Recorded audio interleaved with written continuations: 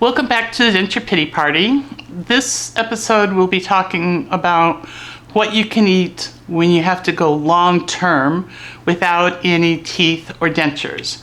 I hope that doesn't happen to you, but if it does, you know, this can be kind of a roadmap on where to start with trying what you can eat.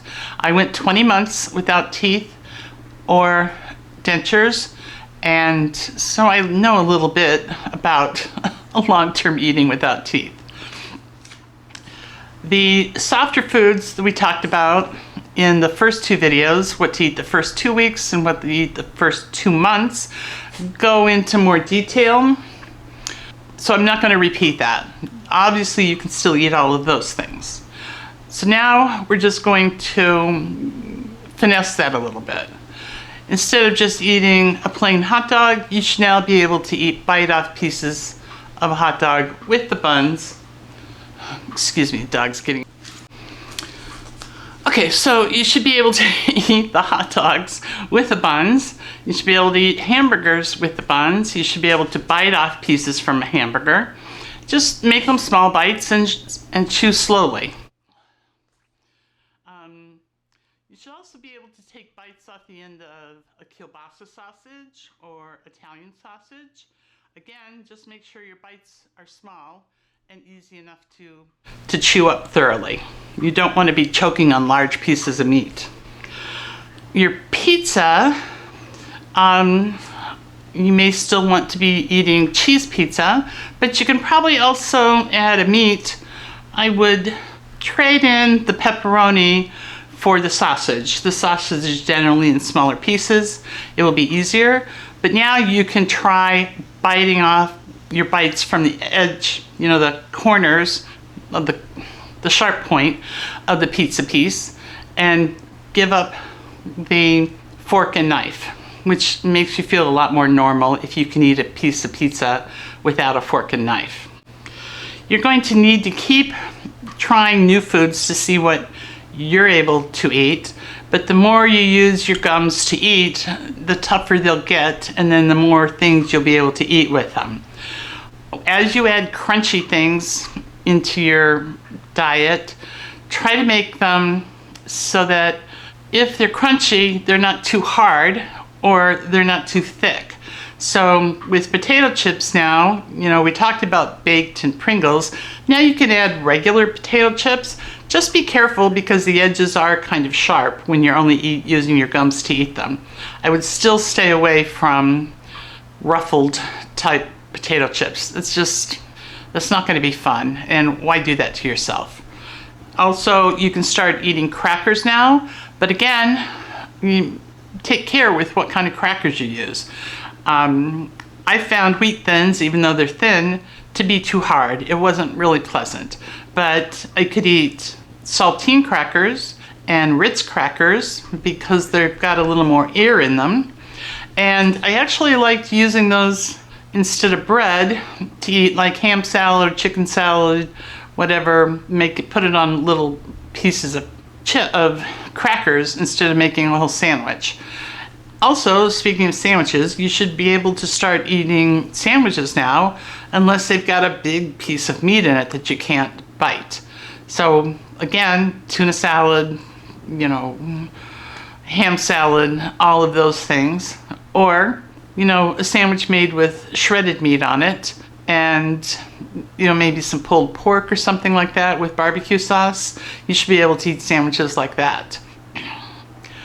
I felt like there's two things that made me feel like I'd really been able to eat a lot of different kinds of foods.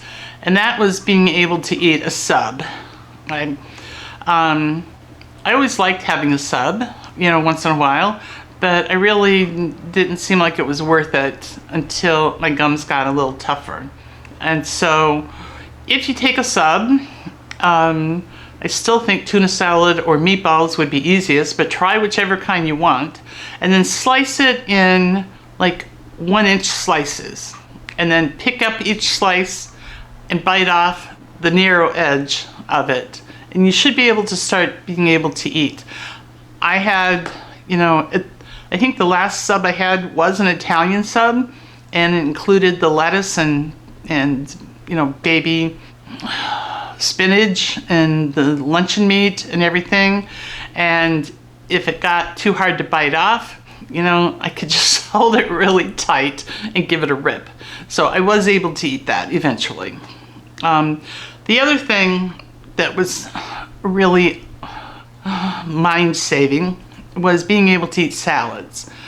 So when I went to pick up my dentures from my dentist that were supposed to be able to be used on my implants, we were waiting and talking for a few minutes, and I said I was really looking forward to eating salad again.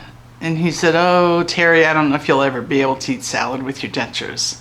And it really bummed me out. And it bummed me out so much that when I got home and I realized I couldn't even eat with the dentures he had given me, I still looked it up, and I found a video where it explained how to eat salad with your dentures. I mean, there's a man on the video eating this whole big salad with his dentures, and they weren't, you know, they weren't implants, they weren't snapped in, they weren't, you know, they didn't have adhesive gluing them in place, and here he was. So that video I will link in the information below, but his channel is great. If you've got any questions on any food, what you can eat with your dentures, it's dentures versus food. Now, I did what he suggested and had my first salad that I tried without the dentures, just using my gums, with baby spinach.